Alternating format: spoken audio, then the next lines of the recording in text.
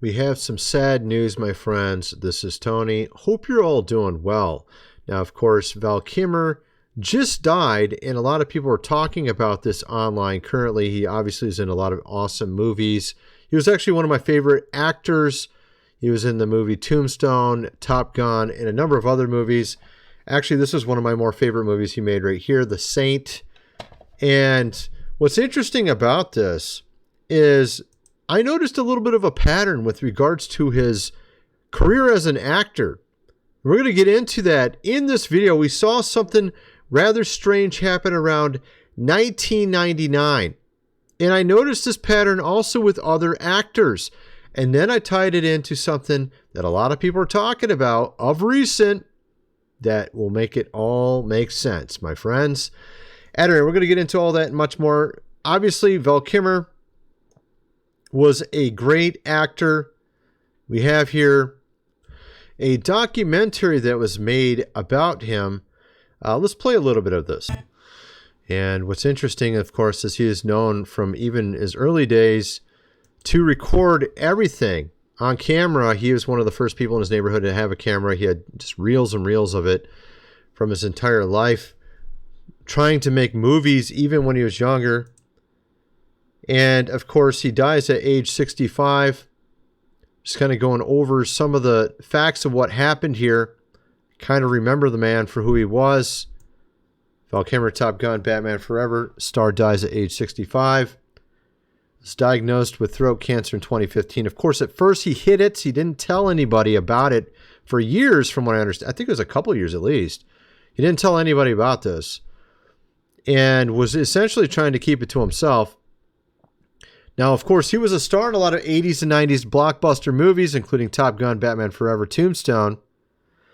Now, what's interesting is what happened after around 1999, where all of a sudden he went from blockbuster top actor to just straight to DVD movies. And I thought that was really, really strange because he had so many hits just all lined up in a row. Why all of a sudden around that time frame did he just immediately go to DVDs? And my spidey senses started thinking about this a little bit. And I noticed a little bit of a pattern. When did all those... I'm not going to give it away yet. We're going to get into it. It will start making sense as we get into it. It's pretty crazy, actually, once you start understanding this. Now, actor's daughter, Mercedes Kilmer, confirmed his death, saying died Tuesday in Los Angeles. AP reported Kilmer was diagnosed with throat cancer in 2015, and he underwent a tracheotomy, which made talking difficult for the actor. Of course, you might remember him for some of these scenes like this one here.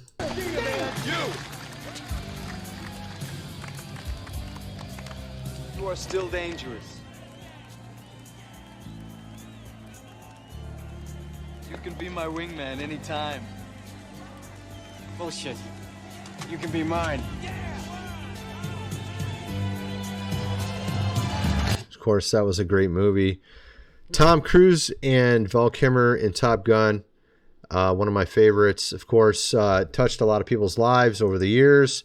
Obviously, this is another one. This one's even, honestly, I think this is one of his best performances here as Doc Holliday in Tombstone. I'm your huckleberry. Why, Johnny Ringo, you look like somebody just walked over your grave. I'm your huckleberry. Now, of course, he looked really pale in that movie. Obviously, they did that with the makeup, but he did a great job in that movie. Of course, all these movies are back before 2000. Okay, some of them are in the 90s, some are in the 80s. And we have here also a clip, and like I said, we're going to get into all of this. I'm going to get into what I think is really going on here. I think it's really interesting that there's two huge actors, I'm talking huge, that sort of fell off right around that time. And there was something else that happened at that exact time. And it has to do with a plane, and it has to do with an island. I think you might already be able to guess what it might have to do with. We're going to get into that, as I said, in this video. Val Kilmer's voice falters in haunting last Batman 2 months before his death at age 65 following long battle with illness, of course, dying of pneumonia. Let's see if we can even play this. Wow. Oh, you look great.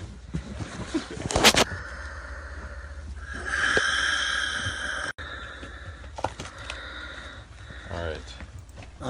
Now, of course, that was just 2 months ago. And I want to get into this now. I want to get into this. Check this out. Let me play this clip, and then we'll get into what I'm really trying to get at with regards to what I think happened. And it also entails Mel Gibson and something he said around 1998. And looking at Mel Gibson's film career, same exact thing pretty much happened to him. Although I think Mel Gibson had, I would say, a longer run of good hits. And they used him a little bit longer before they basically cut him off too. I'll show you that. First, check out this clip here.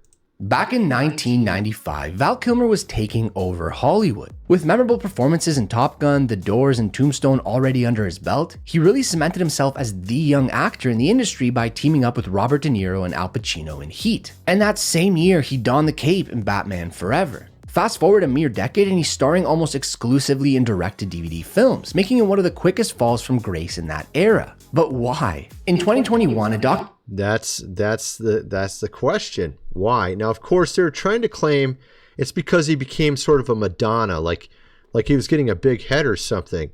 I don't think that's what it was at all. I mean, honestly, look at all the other actors that are at the top and stayed at the top, like Tom Cruise, which, by the way, he's going to be integral in this as well. And I'm going to show you in a second why. You can't tell me they don't have big heads. Okay, you cannot tell me they don't have big heads. I don't think that had anything to do with it. I don't think it had anything to do with that at all. All right. Now, let me play this really quick. And we'll get into it. So they're trying to say it happened around the time of his divorce. Check this out. Yet, contractual ties dragged him in. Off camera, he and Cruise had their own behind-the-scenes rivalry, complete with entourages. But Kilmer brushed it off as a way to just help build their characters. Top Gun ended up soaring at the box office. So they're trying to find a reason to explain why he just fell off a cliff with the movies. Like, why is it he was in all these top movies, accolades everywhere, huge, massive hit movies that made $357 million with a budget of $15 million? Like, why would they take a guy like that and just not give him any good parts anymore?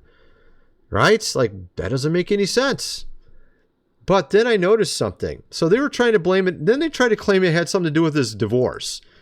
So I'm like, okay, what are they talking about here? So then I was like, when did he get divorced? Oh, he filed divorce around 1996. So it was in that range. A couple of years after that, he fell off this movie. Like, he was no longer in top movies anymore, even though he had just hit after hit after hit, right? Like, okay, that still makes no sense. None of these explanations are giving. And by the way, that movie or that video on YouTube has almost 1 million views, and he really doesn't actually give, from what I can tell, I mean, maybe he gives another answer later, but I don't think the ones he's given so far really explain anything. Then I realized something. When was Tom Cruise in that movie called Eyes, Wide Shut? When was he in that movie? Oh, that was 1999. That's kind of interesting. You remember what was in that movie? There's like a famous scene in that movie. When they're going to this, I don't know if you would call it a party or whatever you want to call it, where they're all dressed and have, of course, masks on, all that. You remember that whole thing? And a lot of people were coming up with theories about that movie. Remember that whole thing? So this is exactly when Val Kilmer stopped getting good movies and went on all these B movies that went straight to DVD. Was at the exact same time. Tom Cruise and this movie I just mentioned, there's a theory that suggests. And of course it had to do with Stanley Kubrick. And remember what he was saying in other movies, like The Shining. They're saying that this is talking about Hollywood figures and their involvement in certain things. And then I was like, wait a second. When did that one guy with the island start having, of course, flights and things of that nature? Oh, It was around the exact same time. Go figure. That's so weird. Oh my goodness. Now, of course, I'll show you this in a minute. This is not exactly related. Tom Cruise meeting with Val Kilmer later on, and I'll get into that in a sec. But okay, so so you remember the whole flights that went back and forth? Apparently, some of them happening in 1998, and a lot of them happening in 2001 to 2003. Oh my goodness. It's like 1998 to 2003 was when all this stuff was happening. At the exact same time of that movie with Tom Cruise in it, talking about Hollywood people. We're talking in the Hollywood elites, you know, secrets and stuff of that nature. And why is it some actors right at that exact same time fell off, no longer were in any of the blockbuster movies, even though they were making tons of money for the Hollywood producers before that and all the Hollywood studios? Why would they drop an actor that's making money hand over fist for them, like Val Kilmer? That's a good question. Why would they do that? Maybe he didn't want to go and participate in some of these activities that some of these guys were doing. You see what I'm getting at? I thought that was kind of interesting. So I'm looking at this movie. This is one of my favorite movies. I'm like, okay, when was this movie made? 1997. That's kind of weird. That was like about the last movie he made. Well, that was not actually a super huge hit. I thought it was awesome, though. It's like one of my favorite movies. But that was one of the last movies he made like that, where it went to the theaters and was like sort of, you know, bigger level movie. And then I was like looking at Mel Gibson, and when did he sort of not be in the major blockbuster movies anymore? It was not very far off from that time as well. I think his last really huge movie was Signs in 2002. Maybe because he was a little bit bigger, a little bit more of a moneymaker, but also at the same time he was a producer. So some of these movies he was producing on top of acting. Like, I think We Were Soldiers, I think he produced that, didn't he? Or he was, then, you know, of course, you got The Patriot. It's interesting because after Signs, most of the movies after that, straight to DVD for the most part, or they were a lot smaller budget. They were not big blockbuster movies. None of them. I mean, other than like about the only movie I can think of where he was actually in like a real blockbuster was the one with Sylvester Stallone, The Expendables. But he wasn't even one of the main people in the movie. Well, he was. He was the bad guy. He was the bad guy in the movie. I can't remember which it was, Expendables 2 or 3. I can't remember which one it was. But that was about the only other movie that actually got into the theaters and was pretty much a blockbuster that Mel was in after 2002. So I thought to myself, you know, I guess I could be just seeing something that's not there, but I kind of feel like I'm not. You know, I feel like I'm right. You see what I mean? Yeah, it was Expendables 3. It was 2014. That's also when Wesley Snipes, he was in that movie as well, who also fell off a cliff, got in trouble over taxes. Wesley Snipes no longer in any movies, went to prison because someone stole his money. I mean, it's like crazy. So maybe Wesley Snipes also, maybe he was one of these guys that wouldn't, you know, participate. I don't know. It was just, it seemed a little strange to me. Wesley Snipes was saying that he was literally doing his taxes, but apparently his accountant wasn't filing his taxes and was just stealing his money. And Wesley Snipes was not aware or something like that. And then he goes to prison for it. Does that make sense? Of course, Stallone also had him in that movie as well, bringing back Snipes, Wesley Snipes, and Mel. Now, of course, recently we had Wesley Snipes in Deadpool versus Wolverine, or Deadpool and Wolverine, or whatever it was called. So that was another movie. That was a big movie that he was in recently. So it's kind of interesting how these guys were no longer around. You know what I mean? And then I saw this other video over here. This was from January 11th of this year. Mel on flight risk and the Passion of the Christ sequel. And this guy's interviewing him. And I was looking at the sections, and it has Braveheart.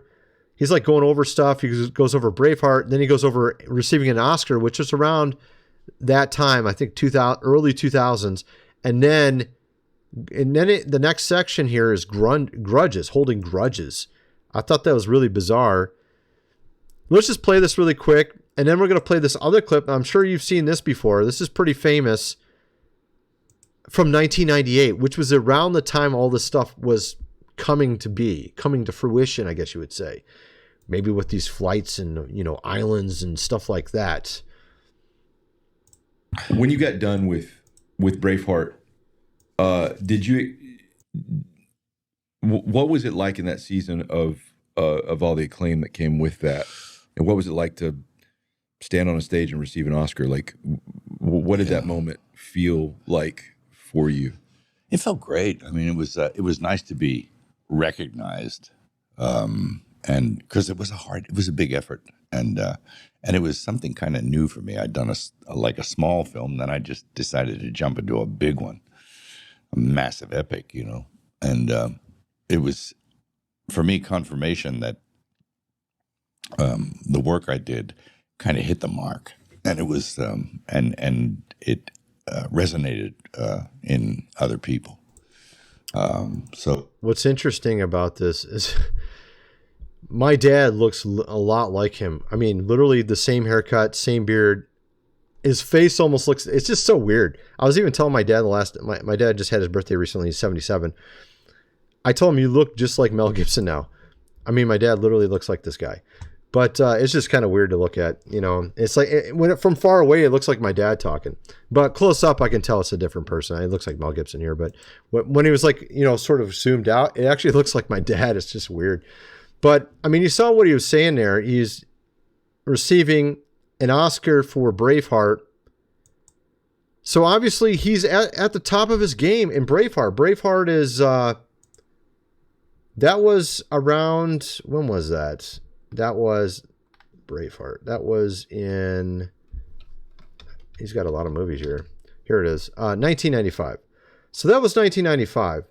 And that was even early. That was not early 2000s. That was actually late 90s. So then you have this clip here where he's being interviewed. He's being interviewed. I'm trying to remember the guy's name. He's like a director that interviewed him here. This is in 1998. Check this out. I had a whole bunch of weird paranoid suspicions about what the hell was going on because there was a lot of stuff I couldn't understand. Right. And I formed a bunch of opinions about the town. Now he's talking about Hollywood, of course, just to give a context. He's talking about Hollywood and moving there and trying to make it in Hollywood. That were like, surely that couldn't be, because a whole place can't be like, Weird Town, where the stranger wanders in and all the people are in the bar and they all shut up when he looks at them. Oh, yes, it is indeed Weird Town. Yes, indeed. And actually, we know far more context now looking back from 2025 back to then, knowing this is when the whole island thing started taking off, was right around the time he did this interview. That's kind of interesting, isn't it? It's kind of weird. Of course, that's also all, of course, coming out now. And it makes you wonder, again, this is all just me looking and seeing little things. I'm not saying this is what it is, but it is just really weird how coincidental all these things seem to perfectly fit together.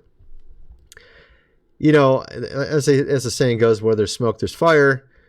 Again, this is kind of seeing smoke from a distance. Maybe there's nothing there. I guess it could be theoretically wrong and just a weird coincidence that Val Kilmer stopped making movies for blockbuster movies exactly at that time. Mel also at the exact same time. Other than his own movie that he made and funded himself, The Passion of the Christ. Right? I mean, like, seriously. Like, it's just ridiculous. It makes you really wonder. That's how you get to be a big actor after that time frame, right? I don't know. Again, I could be just seeing stuff that's not there, but I kind of doubt it. I really kind of doubt it. I'm kind of wondering what you guys think. Let me know in the comment section below, and thanks for watching.